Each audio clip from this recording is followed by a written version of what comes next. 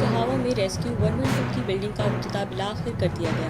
افتتاحی تقریب میں deputy commissioner Jhelum, district emergency officer Jhelum, M P A پارلیمانی secretary Raja Jawa Kamal, assistant commissioner Sohawa اور ڈویژن انچارج ریسکیو 112 نے شرکت کی۔ سہاوا جی ٹی روڈ پر واقع سہاوا شہر کی اہم ترین ضرورت ریسکیو 112 کا باقاعدہ طور پر افتتاح کر دیا گیا، جس سے جی ٹی روڈ پر ہونے والے حادثات میں فوری امداد دی جا سکے گی۔ اس سے قبل کسی بھی حادثے کی صورت میں جہلم سے ریسکیو ٹیم بلائی جاتی تھی، جو فاصلہ زیادہ ہونے کی وجہ سے بروقت امداد فراہم نہیں کر پاتی تھی۔ شہریوں کے مطالبے اور میڈیا کی خبروں پر لکھی دور میں ریسکیو بلڈنگ کا کام شروع کیا گیا، جو گزشتہ 7 سالوں میں فنڈز کی عدم دستیابی کی وجہ سے کئی بار روکا گیا۔ پی ٹی آئی دور میں وزیر اعلیٰ عثمان بزدار نے فنڈز کا اجرا کیا، جس سے یہ عمارت مکمل کی گئی، مگر اسے آپریشن نہ کیا جا سکا۔